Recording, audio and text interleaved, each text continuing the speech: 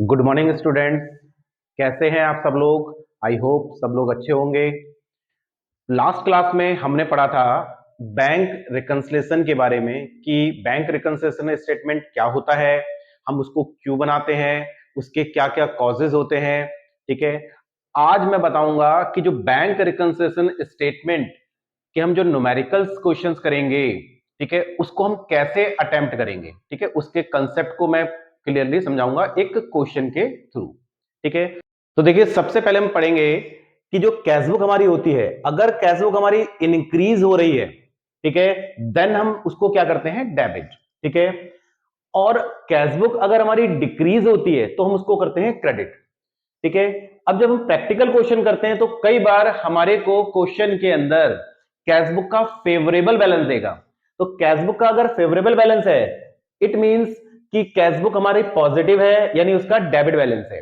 और अगर unfavourable balance देगा तो इसका मतलब है कैश बुक हमारी नेगेटिव है, यानी उसका जो अमाउंट हमारे को गिवन है क्वेश्चन के अंदर वो नेगेटिव है और उसका क्रेडिट बैलेंस है। ठीक है, और क्वेश्चंस करने से पहले हमें एक चीज को ये माइंड में भी रखना है कि कैश बुक के हम केवल बैंक कॉलम को लेके चलेंगे। ठीक है, कैश बुक तुमने लास्ट जो क्लासेस है उनमें पढ़ी थी कि कैश बुक में दो होते हैं, एक सिंगल कॉलम और एक टू कॉलम। ठीक है, सिंगल कॉलम में कैश बुक बनती है, मतलब कैश अकाउंट बनता है, और टू कॉलम में कैश और बैंक दोनों ही कॉलम बनते हैं। हम बैंक रिकंसिलिएशन स्टेटमेंट के अंदर हम कैश बुक का केवल बैंक कॉलम लेकर चलते हैं। तो अगर फेवरेबल बैलेंस है तो इसका मतलब है कैश बुक के बैंक बैलेंस का वो डेबिट बैलेंस है, यानी कि वो पॉजिटिव बैलेंस है। और अगर अनफेवरेबल है तो वो क्रेडिट बैलेंस होगा, उसको हम ओवरड्राफ्ट भी बोल सकते हैं। ठीक है, नेक्स्ट आते हैं पासबुक के अंदर। देखिए पासबुक जो होती है, पासबुक में जस्ट इसके अपोजिट होता है। अगर बैंक हमें कोई भी चीज जैसे इंटरेस्ट है या फिर कमीशन है या और भी अदर थिंग्स अगर बैंक हमें देता है, तो बैंक हमारे को वो कैश नहीं देता। मैं ऑलरेडी बता चुका हूं लास्ट वीडियो में कि बैंक हमें कैश नहीं देता, वो क्या करता है, हमारे अकाउंट के अंदर उस अमाउंट को ऐड कर देता है। तो बैंक क्या करेगा, हमारे पासबुक के अंदर उसको ऐड कर देगा। तो अगर बैंक ने हमारी पासबुक में कोई भी अमाउंट, जैसे मान लीजिए इंटरेस्ट है, उसको अगर ऐड किया है, तो इसका मतलब है बैंक हमारी पासबुक में क्या करेगा, क्रेडिट कर देगा। ठीक है, और कैश बुक उल्टा था, कैश बुक अगर इंक्रीज होती थी तो डेबिट होता था, बट पासबुक अगर इंक्रीज होगी, यानी बैंक हमें कोई चीज अगर देता है तो बैंक हमारी पासबुक में उसको क्या करेगा, क्रेडिट करेगा। ठीक है, और इसी तरीके से अगर बैंक हमसे कोई चार्ज लेता है तो वो हमारी पासबुक के अंदर उसको क्या करेगा, माइनस करेगा, यानी डिक्रीज करेगा, तो उसको क्या करेगा, डेबिट साइड में लिख देगा। ठीक है, आप लोगों के पास घर में पासबुक होगी, आप देख सकते हैं अगर कभी आप बैंक में पैसा डिपॉजिट करते हैं, तो जब बैंक में पैसा डिपॉजिट करते हैं तो पासबुक में दो कॉलम्स दिए होंगे, एक डेबिट कॉलम होता है और एक क्रेडिट कॉलम होता है। तो अगर जब बैंक में अगर आप पैसा डिपॉजिट करेंगे तो पासबुक के वो क्रेडिट वाले कॉलम में उसको एंट्री को शो करेगा बैंक। ठीक है, बट अगर तुमने पैसा विड्रॉ किया है, जैसे एटीएम के थ्रू पैसा निकाला है या चेक के थ्रू अगर तुमने किसी को पेमेंट की है, तो बैंक क्या करेगा, तुम्हारे अकाउंट में उसको यानी पासबुक के अंदर उसमें डेबिट कर देगा। ठीक है, बैंक की पासबुक के अंदर जस्ट इसके अपोजिट होता है। ठीक है, अब क्वेश्चन के अंदर अगर हमें फेवरेबल बैलेंस लिखा है तो इसका मतलब है पासबुक का फेवरेबल बैलेंस का मतलब क्या होता है कि वो क्रेडिट बैलेंस है और पॉजिटिव है। ठीक है, और अगर अनफेवरेबल बैलेंस देगा तो यानी पासबुक का वो डेबिट बैलेंस है और वो पासबुक का ओवरड्राफ्ट कहलाएगा। ठीक है, क्वेश्चन के अंदर हमें कैश बुक या पासबुक दोनों में से कोई एक बैलेंस गिवन होगा और हमें उसके अगेंस्ट दूसरा बैलेंस को फाइंड आउट या कैलकुलेट करना पड़ता है। सपोज करो क्वेश्चन के अंदर कैश बुक का बैलेंस दे रखा है, तो हमें क्या करना पड़ेगा, पासबुक के बैलेंस को कैलकुलेट करना पड़ेगा। ठीक है, अभी हम इसको एक क्वेश्चन के थ्रू आगे सॉल्व करेंगे कि किस तरह से हम इन चीजों को अप्लाई करेंगे। तो आइए एक क्वेश्चन के थ्रू बैंक रिकंसिलिएशन स्टेटमेंट के कंसेप्ट को हम समझते हैं। तो क्वेश्चन जो है वो आपको स्क्रीन में शो हो रहा होगा। ठीक है, आप उसको डाउनलोड कर सकते हैं या स्क्रीनशॉट ले सकते हैं या फिर उसको आप लिख सकते हैं, ताकि जैसे जैसे मैं कराता जाऊं आप उसको देखते रहें और आपको ये चीज समझ आ जाए। ठीक है, अब जैसे क्वेश्चन में गिवन है, क्वेश्चन में कहता है on 31 March 2000 23 the bank balance of Vijay's cash book was ₹20,000 debit. देखिए 31 मार्च 2023 को जो ऑनर है, ऑनर का नाम दे रखा है इसमें विजय, ठीक है। तो विजय जो है उसकी कैश बुक में 20,000 का डेबिट बैलेंस है। डेबिट बैलेंस मींस मैंने आपको बताया था, डेबिट बैलेंस का मींस क्या होता है, ये फेवरेबल बैलेंस है और पॉजिटिव अमाउंट है। तो इसको जब हम लिखेंगे सबसे पहले ये लिखेंगे balance as per cash book और ये अमाउंट आ जाएगा 20,000। कितना आ जाएगा ये 20,000। देखिए अगर फेवरेबल बैलेंस है तो ये प्लस आइटम में आएगा और अगर ये अनफेवरेबल बैलेंस है तो ये ओवरड्राफ्ट कहलाता है और ये आता है माइनस आइटम के अंदर, ठीक है। इस चीज को हमें ध्यान रखना है, ठीक है। आगे कहता है ये on comparing the cash book with the passbook following differences were found. जब हमने कैश बुक को, हमारी जो कैश बुक है, क्योंकि कैश बुक के अंदर मैंने बताया था एंट्री कौन रिकॉर्ड करता है, हमारी फर्म करती है रिकॉर्ड, ठीक है। और पासबुक के अंदर एंट्री कौन रिकॉर्ड करता है, बैंक करता है। तो जब हम अपनी कैश बुक को बैंक की पासबुक के साथ कंपेयर किया तो उस टाइम पर हमें कुछ डिफरेंसेस उनके बैलेंसेस में हमें मिले थे, ठीक है। और वो क्या क्या डिफरेंसेस हैं, फर्स्ट है, कहते हैं cheque for ₹10,000 sent for collection have not been cleared by bank so far. कहता है एक चेक था 10,000 का जो बैंक में कलेक्शन के लिए भेजा गया था। बैंक में किसके लिए भेजा गया था, कलेक्शन के लिए, क्योंकि नॉर्मली जब हमें चेक मिलता है किसी से तो वो चेक हमें बैंक में डिपॉजिट करना पड़ता है कलेक्शन के लिए, फिर बैंक उस अमाउंट को कलेक्ट करके हमारे अकाउंट में पैसा डिपॉजिट करता है, ठीक है। तो हमने बैंक में कलेक्शन के लिए भेजा था लेकिन उस चेक को अभी तक बैंक ने कलेक्ट नहीं किया है, क्लियर नहीं किया है, ठीक है। तो इसको मैं एक रफली एक एग्जांपल के थ्रू समझा रहा हूं मैं आपको। जैसे एक क्वेश्चन में कैश बुक का बैलेंस दे रखा है 20,000, तो आप चाहें तो इसको 20,000 ही ले सकते हैं या चाहें तो कोई और अमाउंट भी ले सकते हैं, ठीक है। बट अमाउंट ऐसा हो ताकि आपको कैलकुलेशन करने में कोई प्रॉब्लम ना हो, यानी कोई ऐसा अमाउंट लेना राउंडेड अमाउंट जो जिसमें कैलकुलेशन करने में प्रॉब्लम ना आए। जैसे इसमें 20,000 दे रखा है तो मैं 20,000 ही ले रहा हूं, अगर आप चाहें तो 50,000 1 लाख कुछ भी ले सकते हैं, ठीक है। तो जो अमाउंट मैंने यहां कैश बुक में लिया है सेम अमाउंट मुझे पासबुक में भी लेना है। इस चीज को माइंड में रखना, अमाउंट आप कोई भी लो बट जो भी अमाउंट लोगे दोनों में अमाउंट जो है वो हमें सेम रखना है, तभी जाकर हम इस कंसेप्ट को क्लियरली समझ पाएंगे, ठीक है। तो चेक हमने जब किसी से रिसीव किया था, तो जैसे हम चेक किसी से रिसीव करते हैं, जैसे हमने 10,000 का चेक रिसीव किया था तो कैश बुक के अंदर एंट्री रिकॉर्ड फॉर्म करती है। तो जैसे में 10,000 का चेक रिसीव हुआ हमने अपनी कैश बुक में 10,000 प्लस कर दिए और हमारी कैश बुक का बैलेंस कितना हो गया, गुड 30,000। हमारी कैश बुक का बैलेंस अब कितना हो गया 30,000। बट बैंक ने अभी इस चेक के अमाउंट को कलेक्ट नहीं किया है, तो जाहिर सी बात है जब चेक कलेक्ट नहीं हुआ तो उस केस में हमारी जो बैंक के अंदर पासबुक है उस पासबुक के अंदर अमाउंट डिपॉजिट नहीं हुआ, प्लस नहीं हुआ, ठीक है। तो हमारी पासबुक का जो बैलेंस है वो सेम रहा 20,000, उसमें कोई भी इफेक्ट नहीं पड़ा है, ठीक है। अब देखिए क्वेश्चन के अंदर हमारे को बैलेंस किसका दिया है, कैश बुक का। तो जो भी हमें चेंज करना है वो कैश बुक के बैलेंस में करना है क्योंकि हमारे पास कैश बुक का बैलेंस अवेलेबल है, ठीक है। हम पासबुक के बैलेंस में चेंज नहीं कर सकते क्योंकि हमारे पास कैश बुक का बैलेंस अवेलेबल है, हम कैश बुक के बैलेंस में चेंज करेंगे और किसके इक्वल आएंगे, पासबुक के। इस चीज को हमें माइंड में रखना है कि हमारे को ये जो कैश बुक का बैलेंस है 20,000, इस बैलेंस को पासबुक के बैलेंस के इक्वल लाना है, हमें उसकी मिस्टेक्स को करेक्ट नहीं करना है। अगर बाई चांस बैंक ने पासबुक के अंदर 500 प्लस किया है, वो भी रॉन्गली प्लस किया है, तो हमें भी प्लस करना पड़ेगा। जैसे कि मैंने बताया हमें यहां पे करेक्शन नहीं करनी है, हमारा मेन पर्पस क्या है कि इस कैश बुक के बैलेंस को हमें किसके इक्वल लाना है, पासबुक के इक्वल लाना है। तो जो पासबुक करेगा वही हमें करना पड़ेगा, ठीक है। अब यहां पे देखिए कैश बुक के अंदर हमने 10,000 प्लस किया है और बैलेंस हो गया 30,000, बट पासबुक के अंदर उसकी एंट्री नहीं हुई और मैंने बताया था हमें किसके इक्वल आना है, पासबुक के बैलेंस के इक्वल। तो कैश बुक का बैलेंस 30,000 है और पासबुक का बैलेंस है 20,000, तो हमें इस बैलेंस के इक्वल लाना है। तो जो 10,000 हमने प्लस किया था उस 10,000 को हम वापस क्या करेंगे, माइनस कर देंगे, उसको हम क्या करेंगे, वापस माइनस कर देंगे, तो हमारा बैलेंस 20,000 आ जाएगा। तो देखिए बैलेंस हमारा क्या हो गया, सेम हो गया, ठीक है, तो जो अमाउंट हमने पहले प्लस किया था उस अमाउंट को हम क्या करेंगे, कैश बुक में वापस रिटर्न, इसको क्या करेंगे, माइनस कर देंगे, डिडक्ट कर देंगे। तो इसको यहां पर अकाउंट में हम माइनस की जगह हम इसको क्या लिख देते हैं, यहां पे लेस, क्या लिख देते हैं, लेस। तो यहां लिख देंगे less cheques sent to the bank but not collected. हमने चेक बैंक में भेज तो दिया बट उसका अमाउंट अभी कलेक्ट नहीं हुआ, अभी लेस है, तो इसको हम माइनस वाले आइटम में दिखाएंगे 10,000। ठीक है, इसको हमने क्या किया, माइनस वाले में दिखा दिया 10,000।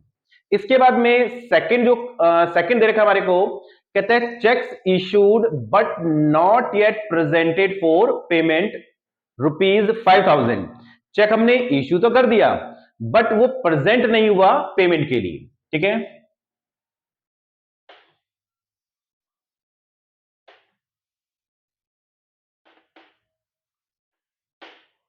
देखिए हमने किसी को पेमेंट करनी थी 5,000 की।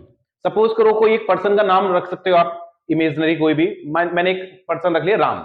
सपोज करो राम हमारा क्रेडिटर है और हमने उसको पेमेंट करनी थी 5,000 की। ठीक है, तो पेमेंट करने के हमारे पास काफी सारे मोड्स हैं आज के टाइम में।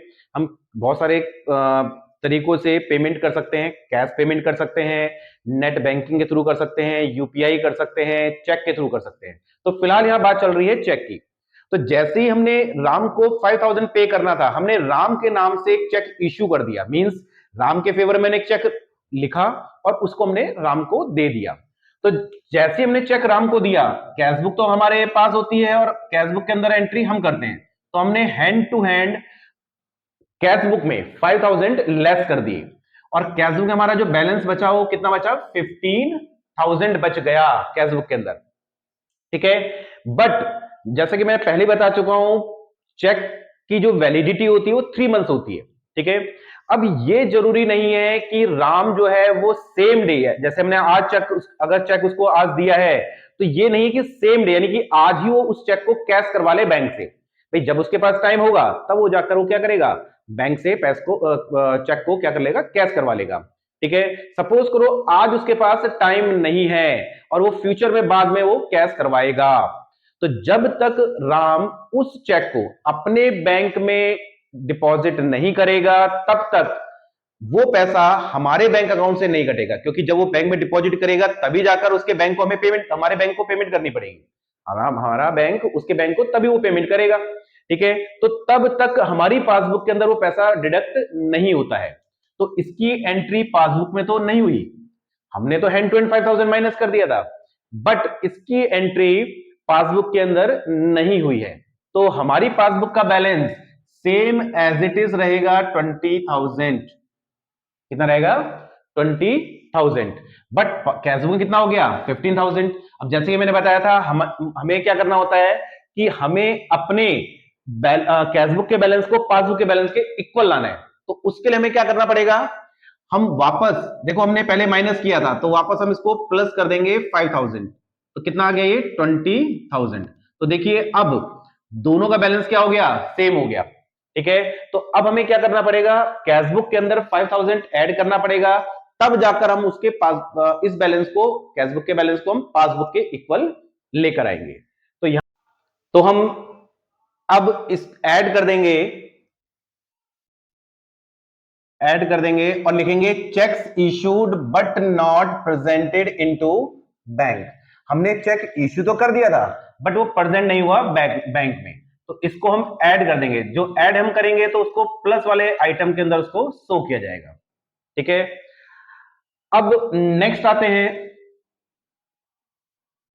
नेक्स्ट कहता है there is a debit of ₹200 in the passbook for bank charges but not recorded in the cash book. देखिए बैंक ने अपने चार्ज लिए, क्योंकि नॉर्मली बैंक हमारे लिए बहुत सारे काम करता है, मींस हमारे को बैंक एटीएम फैसिलिटीज दे रहा है, क्रेडिट कार्ड फैसिलिटीज दे रहा है, हमारे बिजली का बिल, मोबाइल का बिल, ठीक है, ईएमआई वगैरह, ये सब हमारे को फैसिलिटीज प्रोवाइड करता है बैंक। तो उसके बिहाफ पर बैंक हमसे कुछ चार्ज भी लेता है। तो बैंक ने हमसे क्या किया, चार्ज लिया है 200। और जैसे कि मैं पहले बता चुका हूं, बैंक हमारे को इन्फॉर्म नहीं करता है। बैंक क्या करेगा, हमारी हमारा जो बैंक बैलेंस है या हमारा बैंक अकाउंट है उसके पास, उसमें से उस अमाउंट को क्या करेगा, लेस कर देगा। तो बैंक ने 200 रुपीज हमारी पासबुक में से माइनस कर दिए और हमारा पासबुक का बैलेंस कितना हो गया, 19,800, ये हमारा बैलेंस हो गया। बट जैसे कि मैं पहले बता चुका हूं कि ये हम पासबुक को अपडेट, जो हमारे पास पासबुक होती है उसको अपडेट हम डेली के डेली नहीं करवाते। सपोज करो हमने अपडेट नहीं करवाया और हमें पता ही नहीं है कि बैंक ने पासबुक के अंदर 200 माइनस कर दिए, ठीक है, तो उस केस में कैशबुक में तो एंट्री हमने की नहीं, बट पासबुक के अंदर एंट्री रिकॉर्ड हो चुकी है, तो हमारी कैशबुक का बैलेंस आज भी 20,000 है और जबकि पासबुक का बैलेंस कितना हो गया, 19,800। तो अब हमें क्या करना है कि अपने इस कैशबुक के बैलेंस को किसके इक्वल लाना है, पासबुक के। तो हमें क्या करना पड़ेगा भाई, जब बैंक ने 200 रुपीज पासबुक से माइनस किया है तो हमें भी अब अपनी कैशबुक में 200 माइनस करना पड़ेगा। तो हमारा बैलेंस कितना हो जाएगा, 19,800। देखो ये आ गया ना, इक्वल आ गया दोनों का, ठीक है। तो अब हमें क्या करना पड़ेगा, 200 कैशबुक के अंदर माइनस करना पड़ेगा, तब जाकर हम पासबुक के इक्वल आएंगे। तो ठीक है, तो यहां पर हम इसको लेस कर देंगे और लिखेंगे bank charges not recorded in the cash book, और ये 200 हम माइनस कर देंगे, ठीक है। इसके बाद में आते हैं नेक्स्ट में, जो हमें नेक्स्ट ट्रांजैक्शन दे रखी है। देखो कहता है bank has credited ₹200 for interest in the passbook but these are also not recorded in the cash book. देखो बैंक ने क्या किया, 200 रुपए का इंटरेस्ट क्रेडिट कर दिया, और मैंने आपको थोड़ी देर पहले बताया था कि बैंक अगर कोई भी चीज हमें देता है तो वो क्रेडिट कर देता है। मींस पासबुक के अंदर क्रेडिट करने का मतलब क्या होता है कि उसमें प्लस हो गया। तो बैंक ने इंटरेस्ट 200 का हमारे को दिया था, 200 का, और उसने हमारी पासबुक के अंदर उसको ऐड कर दिया, ठीक है। तो जैसे ही बैंक ने हमें इंटरेस्ट दिया तो उसने 200 हमारे अकाउंट में ऐड कर दिया, तो बैंक की जो पासबुक है उसके अंदर कितना हो गया, 20,200। बट जैसे कि मैं पहले बता चुका हूं, हम अपनी, हमारे पास जो डुप्लीकेट कॉपी होती है पासबुक की, हम उसको अपडेटेड वो कुछ टाइम के बाद करवाते हैं, मतलब डेली डेली नहीं करवाते हैं। तो सपोज करो हमने अपडेटेड नहीं करवाया था और हमें पता नहीं है कि बैंक ने हमें 200 का इंटरेस्ट दिया है, ठीक है। तो उस केस में कैशबुक के अंदर उसकी एंट्री नहीं हुई है, तो कैशबुक में आज भी कितना है, 20,000, जबकि पासबुक में कितना हो चुका है, 20,200। तो अब हमें क्या करना पड़ेगा, अपनी इस कैशबुक के बैलेंस को, अगर हमें इसके इक्वल आना है पासबुक के, तो हमें भी कैशबुक के अंदर 200 ऐड करना पड़ेगा। तो कैशबुक में बैलेंस कितना हो गया, 20,200, देखो इक्वल आ गया। तो हमें क्या करना पड़ेगा, अपनी कैशबुक में इसको ऐड करना पड़ेगा। तो यहां पर हम कर देंगे add bank credited interest but not recorded in the cash book, ये अमाउंट आ जाएगा 200 रुपीज प्लस आइटम में। देखिए जो हम ये पर्टिकुलर्स के अंदर जो लिख रहे हैं स्टेटमेंट, ये स्टेटमेंट आप अपने अकॉर्डिंग भी लिख सकते हैं, जरूरी नहीं कि जो मैंने स्टेटमेंट लिखी है एज इट इज आपको भी वही लिखनी है, आप अपने अकॉर्डिंग लिख सकते हैं, बट उसका जो मीनिंग होना चाहिए वही होना चाहिए जो क्वेश्चन में गिवन है, ठीक है। तो इसको हम चेंज करके लिख सकते हैं अपने वर्ड्स में, ठीक है। अब इसके बाद आते हैं नेक्स्ट में, कहता है एक customer deposited ₹2,000 direct in the bank but these were recorded only in passbook. देखिए एक कस्टमर था जिसने डायरेक्ट हमारे बैंक अकाउंट में डिपॉजिट कर दिया। देखो कई बार क्या होता है, कई कस्टमर हमें पैसा ना देकर, ठीक है, वो डायरेक्ट हमारे अकाउंट में डिपॉजिट कर देते हैं। तो उस कस्टमर ने डायरेक्ट हमारे अकाउंट में 2,000 डिपॉजिट कर दिया। तो जैसे ही उसने हमारे अकाउंट में डिपॉजिट किया होगा तो बैंक के पास जो हमारा अकाउंट है उस अकाउंट के अंदर 2,000 प्लस हो गया, यानी हमारी जो बैंक बैलेंस है, हमारा जो बैंक बैलेंस है और जो पासबुक है बैंक की, उसके अंदर 22,000 हो गया। बट जैसे कि मैं पहले बता चुका हूं कि हमने पासबुक अपडेट नहीं करवाया है और हमारे को पता ही नहीं है कि कस्टमर ने 2,000 डिपॉजिट किया। कई बार क्या होता है, मैसेज नहीं आता है, ठीक है, तो हमें इन्फॉर्म या हमें पता नहीं चल पाया और हमने इसको कैशबुक के अंदर रिकॉर्ड नहीं किया। ठीक है, तो कैश बुक में आज भी हमारा बैलेंस कितना है 20,000। ठीक है, अब जैसा कि मैं बता चुका हूं, हमें इस कैश बुक के बैलेंस को किसके इक्वल लाना है, पासबुक के इक्वल लाना है। ठीक है, तो हमें इसके इक्वल लाने के लिए हमें क्या करना पड़ेगा, बैंक ने अगर 2000 प्लस किए हैं तो हमें भी 2000 अपनी कैश बुक में प्लस करना पड़ेगा, और हमारी कैश बुक का बैलेंस कितना हो गया 22,000, जो कि इसके इक्वल आ गया। ठीक है, तो 2000 हमें अब क्या करना पड़ेगा, कैश बुक में ऐड करना पड़ेगा। तो यहां करेंगे add direct deposit by customer into bank, और ये 2000 हम क्या कर देंगे, प्लस कर देंगे। ठीक है, अब नेक्स्ट ट्रांजेक्शन देखते हैं। नेक्स्ट ट्रांजेक्शन में कह रहा है ये, according to standing orders of Vijay the bank has made the following payments. देखिए, हमारे कहने पर, स्टैंडिंग ऑर्डर्स का मतलब क्या होता है, हमारे कहने पर, यानी कि हम कौन है इस टाइम पर, वैसे तो हम फर्म है, बट यहां पर विजय ने क्या किया है, नॉर्मली हम बैंक के साथ क्या करते हैं, एक फॉर्म क्या करते हैं, फिल कर देते हैं, जिसमें हम बैंक को एक तरह से इंस्ट्रक्शन देते हैं कि बैंक जो है हमारे बदले में पेमेंट कर देता है। ठीक है, सपोज करो अगर हमें इलेक्ट्रिसिटी बिल पे करना है, ठीक है, या अपना LIC का बिल पे करना है, या फिर हमें क्लब की फीस वगैरह पे करनी है, या फोन का बिल हमें पे करना है, तो हम बैंक को एक फॉर्म फिल करके अपनी पूरी डिटेल उसके अंदर दे देते हैं। ठीक है, उससे रिलेटेड। ठीक है, तो बैंक क्या करता है, हमारे बिहाफ पर उसकी पेमेंट कर देता है, लेकिन बैंक अपनी तरफ से पैसा नहीं देता, वो हमारे अकाउंट से पैसा निकालकर तब उसकी पेमेंट कर देता है। तो एक तरीके से जब हम फॉर्म फिल कर रहे हैं, उसको बैंक को अथॉरिटी दे रहे हैं, तो इसका मतलब क्या हुआ, हम बैंक को एक तरह से एक ऑर्डर दे रहे हैं कि भाई हमारे बिहाफ पर आप उसको पे कर सकते हो, हमारे अकाउंट से पैसा विदड्रॉ करके। ठीक है, तो विजय ने क्या किया था, एक स्टैंडिंग ऑर्डर दिया था बैंक को कि वो इनकी पेमेंट कर दे। किस किस चीज की पेमेंट कर दे, एक तो क्लब फीस 500 पे कर दे, और एक लाइफ इंश्योरेंस प्रीमियम पे कर दे, कितना 2500 का। तो बैंक क्या करेगा, हमारे बिहाफ पर वो 500 और 2500 दोनों ही पे कर देगा। मींस टोटल उसने क्या किया, 3000 की पेमेंट कर दी। अब 3000 की पेमेंट वो क्या करेगा, हमारे बैंक अकाउंट से, या हमारा जो बैंक अकाउंट वहां पर है उसमें से 3000 निकालेगा और पेमेंट कर देगा। ठीक है, और हमें इन्फॉर्म नहीं करेगा। ठीक है, हमारी बैंक में जो पासबुक है उसमें बैलेंस कितना हो गया 17,000 का। ठीक है, बट हमें इसके बारे में कुछ भी पता नहीं है, क्योंकि हमने पासबुक को अभी अपडेट नहीं किया है। ठीक है, तो उस केस में हमारी कैशबुक का बैलेंस सेम रहेगा 20,000। ठीक है, अब हमें इस बैलेंस को, यानी कैशबुक के बैलेंस को पासबुक के इक्वल लाना है, तो हमें क्या करना पड़ेगा, जो बैंक ने 3000 माइनस किए थे हमें भी माइनस करने पड़ेंगे, तो हम पासबुक के इक्वल आ जाएंगे। तो देखिए इक्वल आ गया अमाउंट के। ठीक है, तो हमें क्या करना पड़ेगा, इस 3000 को लेस करना पड़ेगा, तो यहां लिखेंगे लेस, और लिख देंगे amount paid by bank on standing orders. Club fees 500 पे की, लाइफ इंश्योरेंस प्रीमियम 2500 पे किया, टोटल जो है 3000 वो माइनस आइटम के अंदर आ जाएगा। ठीक है, अब ये सारी की सारी ट्रांजेक्शन हमने कर ली है, तो सारी ट्रांजेक्शन करने के बाद हमें इसको क्लोज करना है। तो क्लोज कैसे करेंगे, देखिए प्लस वाले आइटम का टोटल कर लो।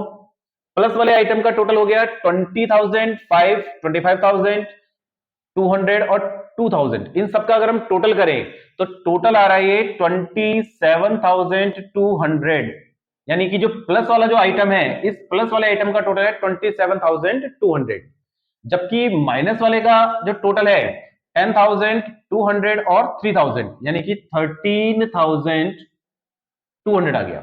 ठीक है, इसका मतलब है प्लस वाला बैलेंस ज्यादा है और माइनस वाला कम है। अगर प्लस वाला ज्यादा होता है तो आंसर जो आता है उसे बैलेंस करके लिखते हैं, और अगर माइनस वाला ज्यादा आता है तो जो आंसर आएगा उसे हम ओवरड्राफ्ट करके लिखते हैं, क्योंकि माइनस का मतलब है अनफेवरेबल और प्लस का मतलब है फेवरेबल बैलेंस। ठीक है, तो इस चीज को माइंड में रखना। ऊपर बैलेंस है, कुछ भी हो उससे कोई दिक्कत नहीं, ऊपर बैलेंस है, ओवरड्राफ्ट है, उससे कोई डाउट, उससे कोई हमारे को फर्क नहीं पड़ता। फर्क क्या पड़ता है कि अगर प्लस वाला ज्यादा है फाइनली तो बैलेंस निकलेगा, और माइनस वाला ज्यादा है तो ओवरड्राफ्ट निकलेगा। ठीक है, और ऐसा भी हो सकता है कि अगर क्वेश्चन में बैलेंस दे रखा है तो ओवरड्राफ्ट भी निकल सकता है। ठीक है, डिपेंड करता है कि प्लस वाला ज्यादा है या माइनस वाला ज्यादा है। तो फिलहाल यहाँ प्लस वाला ज्यादा है, तो इन दोनों का जो डिफरेंस है वो कितना, देखो अगर हम डिफरेंस लें तो 14,000 का डिफरेंस है दोनों में, ठीक है।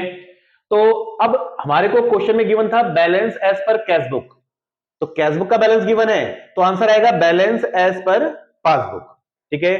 कितना अमाउंट है 14,000, और जिधर कम होता है उधर हम बैलेंस को लिख देते हैं, ठीक है। अब हम इसका कर लेंगे टोटल, और टोटल दोनों साइड का क्या होगा, इक्वल हो जाएगा, ठीक है। टोटल जो बड़ा वाला अमाउंट था 27,200, ये दोनों साइड में यही टोटल आ जाएगा 27,200, ठीक है। अगर क्वेश्चन में पासबुक का बैलेंस है तो आंसर में कैशबुक का बैलेंस आएगा, जैसे कि यहाँ पे कैशबुक का बैलेंस था तो पासबुक वाला अपोजिट वाला आंसर आता है, ठीक है। तो ये क्वेश्चन मैंने जो समझाया है आप इसको घर पे दोबारा रिवाइज कर सकते हैं, ठीक है। आई होप मैंने जो कंसेप्ट समझाया है आप लोगों को अच्छी तरह से समझ आ गया होगा, ठीक है। तो आगे आप क्वेश्चंस को ट्राई कर सकते हैं, और मेरे इस चैनल को सब्सक्राइब कीजिए, ज्यादा से ज्यादा शेयर कीजिए, लाइक कीजिए। Thank you.